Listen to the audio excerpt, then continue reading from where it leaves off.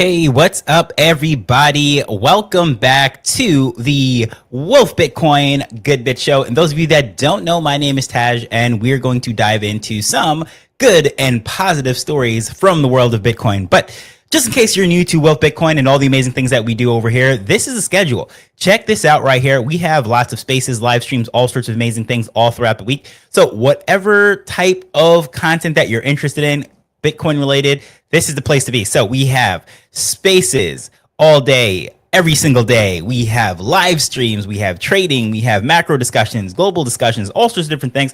So just check that out if you're very new to the page. But going to the today's stream and what we are going to dive into. So those of you that don't know, what we do on Good Bits is we like to cover all the amazing things that's not necessarily price focused, price centric.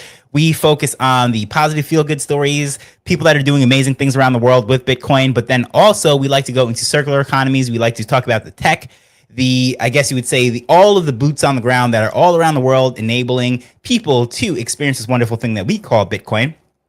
We might take it for granted the longer that we have been orange pilled. We're in this. We talk about this stuff. We see this every day.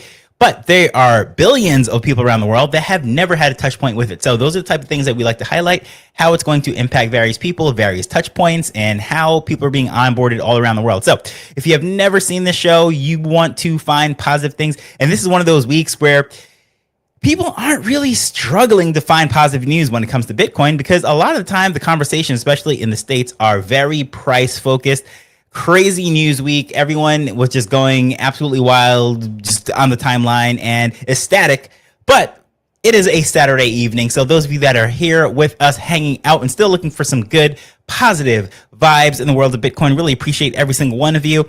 And as usual, anyone that shares this out, comments this, has stories that you'd like to share with the crew, we really love to hear this stuff. We live for this stuff. We love to hear from you and appreciate every single one of you that do that. So with that said, let's dive into the first and foremost story. So something that's very interesting, right? So not that we're struggling to find good news for Bitcoin, but this is a little play on words, right? So the good news, the gospel of Bitcoin, if you will, in many circles, they'll say like, this is like a religious experience and all sorts of things. Like there's different cults in Bitcoin, etc. But no, I'm not talking about that. When I'm talking about just good news, feel good stories and so forth, we like to talk about the onboarding, such as anyone that is doing workshops. So the 21st down in Suriname, I'm just going to throw this out there.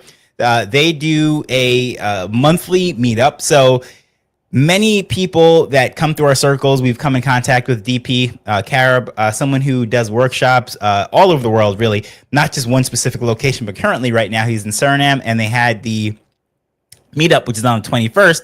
Really like to highlight that. Shout out to you guys down there that are doing amazing things. You meet up at a restaurant, you allow people to get a drink in paying with sats. You guys onboard people, help them set up their wallets, seed signers, and all the amazing things, boots on the ground. So shout out to everyone there in Suriname doing some amazing things. Really cool stuff there. But on other news, I guess you would say, a little bit more, I guess you'd say wonky story, but cool nonetheless. So this is an interesting story. I'm going to pull up on screen right here. Let's hop over to this one. This is kind of an interesting one, right? So the church now is promoting Bitcoin. Now, this is kind of interesting. Like, it's kind of on the fence if I was going to share this or not. But here, the National Black Church Initiative launches the cryptocurrency education program with industry leaders. Now, you might be thinking, what is the National Black Church? Like, I have no idea, right? So what I'm going to highlight with this is various groups, right? So whether you are African-American or Latino, they have come together, 150,000 churches, and they are doing onboarding. So they're doing education, finances, they're doing all sorts of literacy programs, etc. And at the heart of that, of course, one big lump sum, an umbrella term, crypto, is at the center of all of that. But when you start to talk about these underserved communities, especially go to Latin America and outside of the US, you start to see a great appreciation for Bitcoin. So I find it very interesting that 150,000 churches are going to be onboarding and teaching about this stuff, which I find very interesting. Now, you might be looking at this story and thinking like, wow, like this is really weird. But here's the thing, right? Church is just a collection of families, right? At the core, that's what it is, right? A group of families that come together for a spiritual purpose, and they're marching towards a certain goal, right? So I find it very interesting that a lot of times, like when politics overlaps with this, like these politicians, they go on their tours, they go to these churches, etc. Why do they do that? Is because that is how you get to the dinner table conversation, right? So like you're meeting with families, you're meeting with religious community leaders, if you will, not even just religious community leaders, and you're speaking about various topics and issues that will be discussed at the dinner table. So I find it's very interesting that they have started doing this. 150,000 churches are now doing this literacy push, and at the center of this is Bitcoin. Now, I find that very interesting simply because one of the biggest problems that we have in, I guess you'd say, society, not just in Bitcoin circles, is education, lack of knowledge, right? People just don't know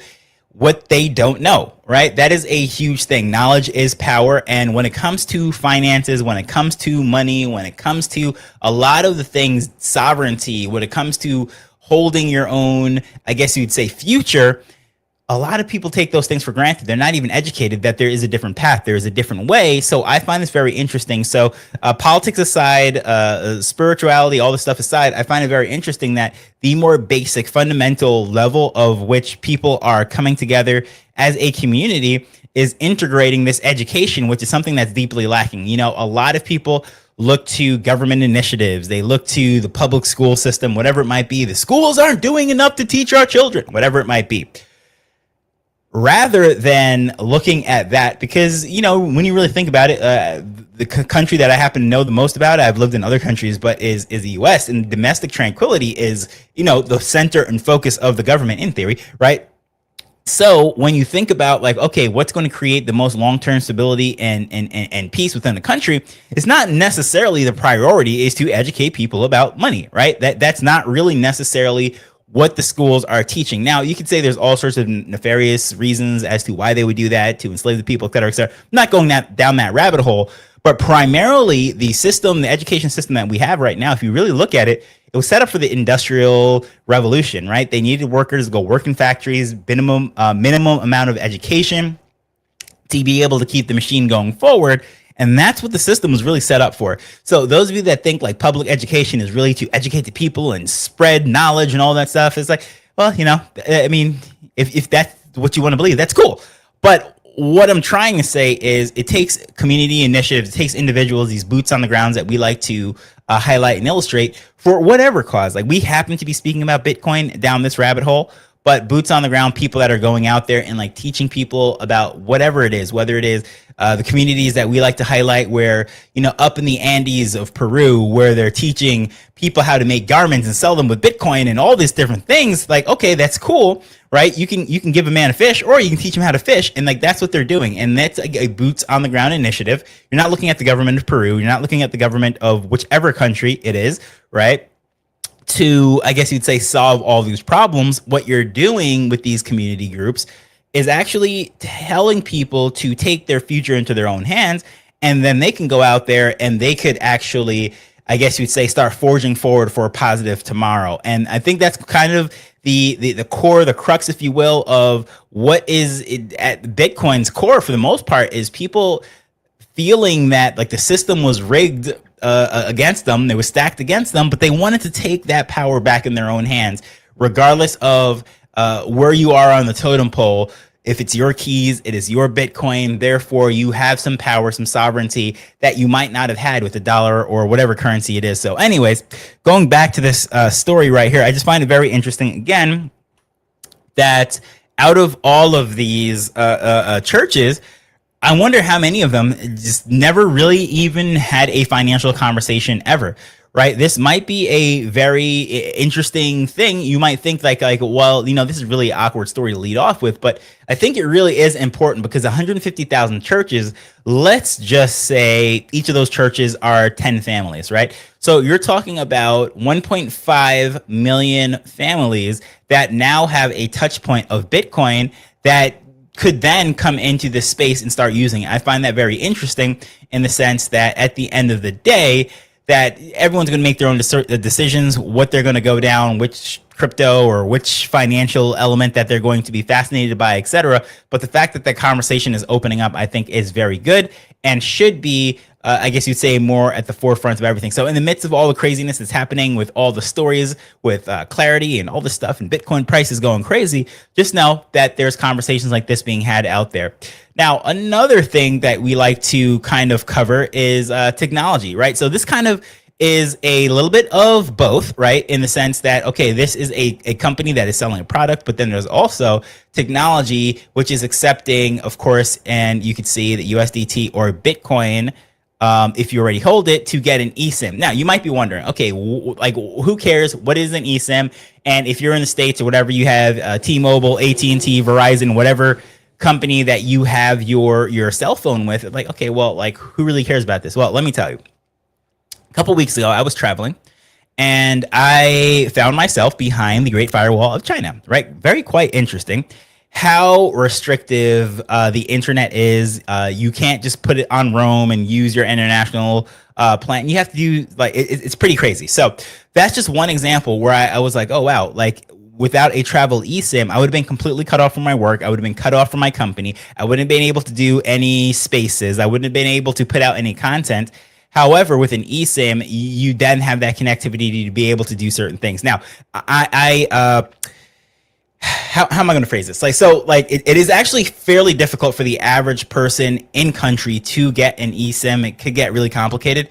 But depending where you are in the world, right, if you are under either an oppressive regime or you are in a country where there is conflict, et cetera, and they're cutting off the telecommunications, whatever it might be, it might be very difficult because you have to give ID, you have to use bank accounts, you have to use all sorts of things to get a SIM card. But with these travel eSIMs and the ability to pay with Bitcoin, let's say you are someone who is just a student in the region, you're trying to connect with your family, let them know that you're okay, war broke out, whatever it may be. Well, this is something that, you know, could be good. But anyways, going to Thailand, travel destination around the world. I mean, this is not like, you know, some geopolitical hell, if you will, right?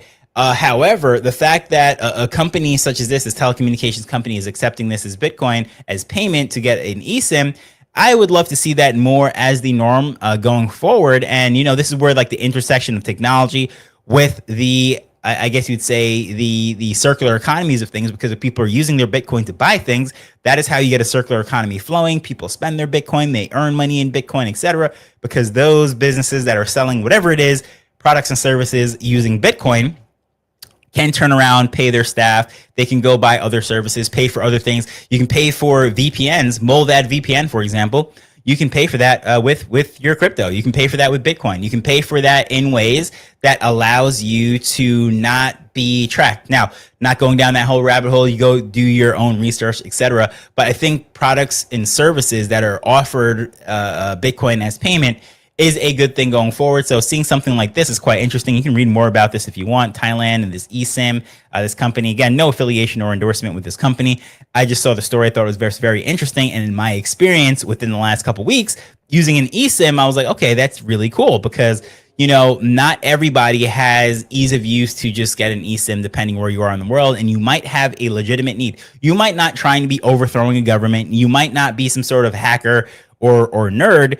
You might just legitimately be a student or an employee that's passing through a particular area that needs to connect to a server, like send off an email, banking information. Because it's quite funny, because while we were over there, some of the people that we were with, their credit card was not working, right? So here we go. Your credit card is not working. So those of you that don't know how the Chinese system actually works, for the most part, if you're using WeChat, Alipay, one of those services, you can connect a Western bank, a Western credit card, etc., to that, but you can't just walk up to merchants everywhere and just use your credit card to tap. But some of the people that we were with, they had their card that was in these apps, and because of identification, verification, et cetera, it wasn't working. So imagine you are in a foreign country. You cannot use or have access to your money. You can't spend a US dollar or cash that you thought you might have had in your pocket. Your credit cards aren't working. You put it in the apps that should have been working, but for whatever reason, your ID is not connecting up. It is not opened, whatever. The transaction is not working. So what are you going to do? Oh, guess what? You can't connect to the internet because the apps and things that you're using doesn't allow you to connect to your bank and all this crazy stuff. So complete headache. But anyways, eSIMs and things of that nature could help a tourist, could help a business person or a student really stay connected in times where they absolutely need to. And again, just go check that out. Go look into eSIMs. Quite interesting. But again, why is this a Bitcoin story? It's because you're able to pay for the stuff in Bitcoin.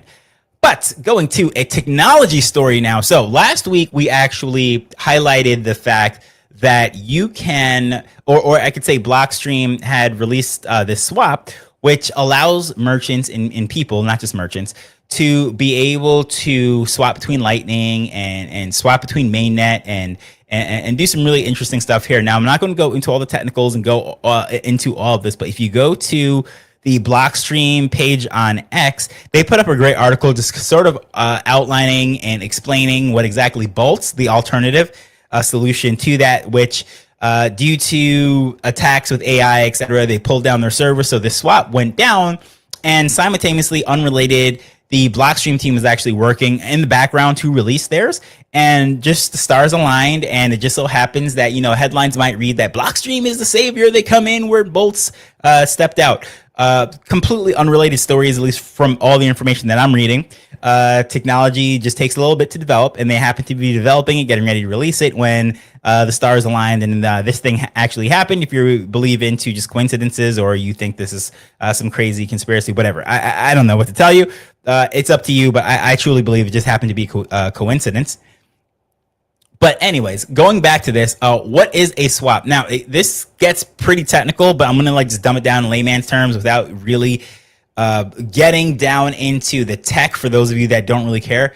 Why does this matter so much? Is because as merchants, right, you could be a Bitcoiner, hardcore Bitcoiner, staunch Bitcoiner, hate everything that is not main Bitcoin. If it is on Lightning, whatever it is, if it's ordinals, is what, you're just mad at the world. It's only money. It is whatever it is. Okay, cool. If that's a cup of tea that you like to drink, nothing wrong with that. Satoshi made this thing so everybody can make it to what they want it to be. And I'm not going to say you're wrong, and I'm not going to say you're right. I mean, it is what you make it to be. So a merchant that wants to accept Lightning payments, but they might be a staunch main chain, no other side chains, L2s, anything person, and they want to sell some goods. However, their customers have Lightning wallets. What are they going to do? Turn them away, right? Because that's not real Bitcoin. No, that's not what's going to happen. If you're in business, your job is to sell your products, right? Your services, etc. But a swap allows someone to pay with Lightning. At the same time, if you only want mainnet Bitcoin, you can also have both, right? They can pay in their Lightning, and you can receive your Bitcoin on chain, and you never have to mess with Lightning. So that is something which is very key to businesses. Now, again, I dumbed this down, made it very, very simple. But normally, you need a node and all sorts of things to get really technical and complicated into necessarily connecting. And usually, because of that, to make ease of use, simplicity for users, you're using some sort of third-party dependency, some third-party, I guess you would say, background company within some of these wallets that does that swap in the background, which then the argument comes well, are they taking custody? Do you really have the keys, not your Bitcoin, all this stuff? And what a swap like this does, an atomic swap, is it allows for this swap to take place without anyone needing to give up their keys, give up their custody, etc.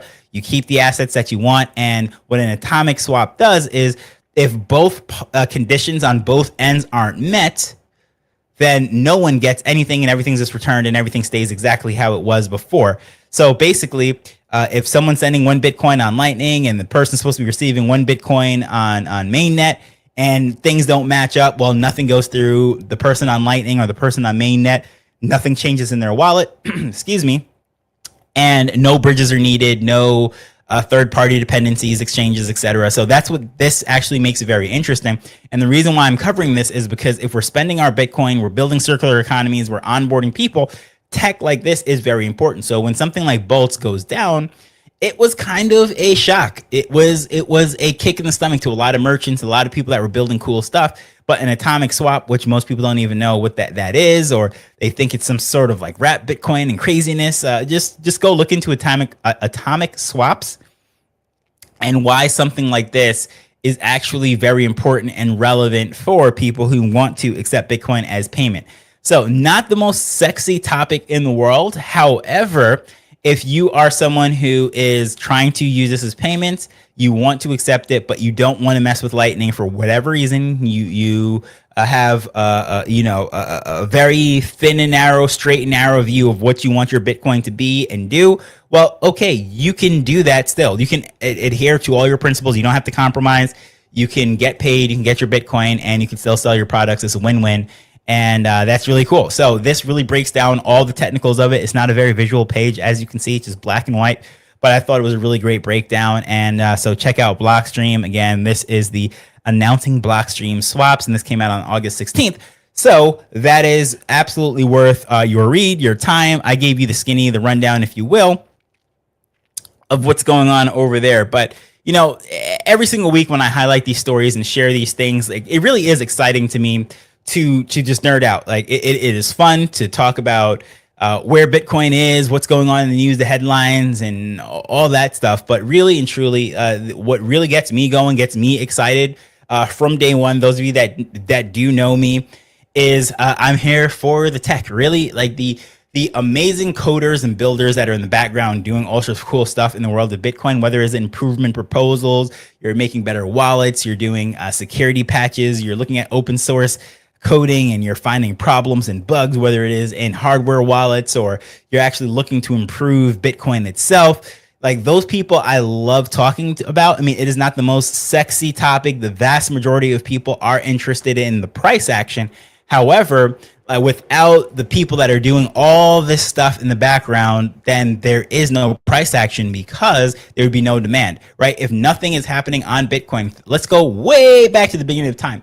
If Laszlo didn't buy that pizza for those Bitcoin Pizza Day, like we like to celebrate and all the stuff, we like to laugh on how much those pizzas actually cost if you flash it forward to the current value of Bitcoin and all that stuff. But if it weren't for guys like that and gals and like the hardcore nerds that are doing the stuff that nobody finds sexy, like, we would not be here now just watching the charts talking about, man, when is it going to hit six figures then, right? So that's why I like to highlight this stuff. This is why I really, really appreciate every single person that hangs out with us on a Saturday evening. You could be doing like a million other things, but you're hanging out with us. Feel good stories in Bitcoin. You're highlighting this stuff, boots on the ground, real life people. So shout out to all of you that are out there, that are teaching people, you're onboarding people, you're orange pilling people, you're doing whatever it is to spread this thing we call Bitcoin, and you're not necessarily bringing them into the world of trading, but you're excited to share this technology, this wonderful form of money with them. Big up to you. And if you have any stories that you'd like us to cover, whether it is feel good stuff like charities, if it is circular economies, or if it is a tech that is helping to spread the adoption worldwide, or individuals, you want us to highlight some individuals that you think should be like up for nomination or something for some sort of award. We might even inaugurate some sort of annual award, whatever you want, right? This is for the people, just like Bitcoin is for the people. Well, Wolf Bitcoin is for the people. And we like to highlight all the amazing things that's happening in the world of Bitcoin. And thank you all for hanging out with us. Absolutely a pleasure. My name is Taj. As usual, I will hop back over to here, show you the next thing that's coming up, 6:30 p.m. Eastern tomorrow. The crew will be having a space. And as you can see, this is this previous week's schedule. It ends right here. This is where we're at right now, 7 p.m. Eastern. Well, right there, tomorrow, there's going to be a space. And those Sunday spaces really are something else, right? So check that out. And then, of course, the next week's schedule will be posted as well. So always a pleasure to chat with you guys. Looking forward to the next one. Have a wonderful day, evening, night, morning, wherever you are. I will see you later.